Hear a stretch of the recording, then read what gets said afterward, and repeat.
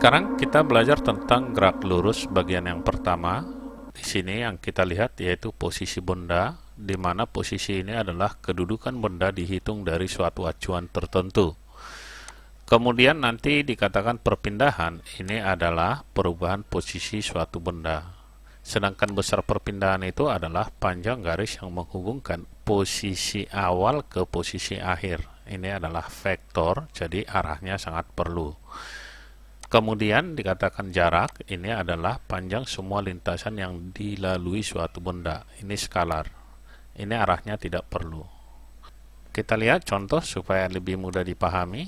Seekor semut bergerak dari titik B ke titik C, kemudian berbalik lagi ke titik A seperti ditunjukkan oleh garis bilangan di bawah ini. Maka jarak dan perpindahan yang ditempuh oleh semut adalah, kita buatkan pembahasannya. Pertama semutnya di B, kemudian ke C, kemudian di A. Yang pertama ditanya itu adalah jarak. Maka kita hitung jaraknya dari B ke C. Ini 2 ke 8 berarti dia bergerak sejauh 6 satuan. Kemudian dari C ke A, yang ini kita hitung 1, 2, 3, 4, 5, 6, 7, 8, 9, 10, 11. Jadi ini ada 11 satuan. Jarak itu adalah jumlah dari semua lintasan ini. Tinggal kita jumlahkan, 6 ditambah 11 sama dengan 17 satuan.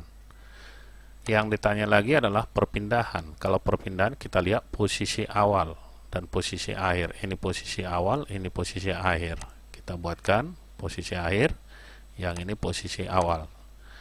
Posisi akhirnya di min 3 dan posisi awal di 2. Tinggal kita kurangkan aja, berarti ini sama dengan min 3 dikurang 2, sama dengan min 5 satuan. Oke, kita lihat ke soal. Dikatakan di sini seorang anak berlari ke timur sejauh 400 meter, lalu ke utara sejauh 300 meter. Jarak dan perpindahan anak tersebut adalah, kita buatkan pembahasannya. Kita buat di sini lintasannya. Dia bergerak ke timur, kita anggap ke sebelah kanan sejauh 400 meter. Ke utara kita anggap ke arah sini sejauh 300 meter. Maka jaraknya, kalau dari sini kita lihat jarak itu tinggal kita jumlahkan aja, 400 ditambah 300. Berarti ini sama dengan 700 meter. Sekarang kita lihat perpindahannya. Kita anggap R. Ini posisi awal di sini dan posisi akhir di ujung sini. Berarti kalau kita lihat bisa kita cari menggunakan rumus Pitagoras. Berarti nilainya adalah akar dari 400 kuadrat ditambah 300 kuadrat yang ini. Hasilnya ini sama dengan akar dari 250.000. Kita akari, ini sama dengan 500 meter. Jadi jaraknya 700 meter dan perpindahannya 500 meter. Berarti yang benar adalah yang B. Selanjutnya kita lihat di sini kelajuan rata-rata itu simbolnya V dikasih garis bar di atas. Berarti V sama dengan jarak per selang waktu delta T. Ini bisa kita buatkan S. Atau bisa kita tulis bahwa kecepatan rata-rata itu sama dengan S per delta T. Kemudian di sini kecepatan rata-rata sama simbolnya itu sama dengan, bedanya di sini jarak, sedangkan di sini perpindahan. Ingat ya, hanya yang membedakan antara kelajuan rata-rata dan kecepatan rata-rata adalah di posisi kelajuan itu jarak, sedangkan untuk kecepatan digunakan perpindahan. Rumusnya sama, berarti V sama dengan delta S karena ini selisih, atau perpindahan posisi awal ke posisi akhir per delta T.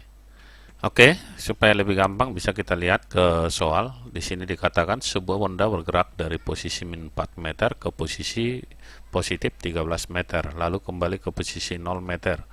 Jika total waktu yang diperlukan adalah 1 menit, maka laju rata-rata benda adalah, kita lihat pembahasan supaya lebih gampang kita gambarkan garis bilangan. Pertama bendanya berada di posisi min 4, kemudian nanti dia sampai 13 dan kembali ke titik 0. Karena yang diminta adalah laju rata-rata, maka kita cari dulu jaraknya. Awalnya berada di 4, kemudian sampai 13, sehingga jaraknya tinggal kita jumlahkan aja, 4 ditambah 13. Tanda negatif tidak perlu, karena ini skalar, tinggal kita buatkan. Ini sama dengan 17. 4 ditambah 13. Kemudian dari 13 ke 0 ini jaraknya sama dengan 13. Jadi di sini kita buat jarak itu berarti 17 ditambah 13 sama dengan 30 meter. Oke, kita teruskan. Berarti delta T sama dengan 1 menit sama dengan 60 sekon. Berarti yang diminta adalah kelajuan rata-rata. Rumusnya S per delta T.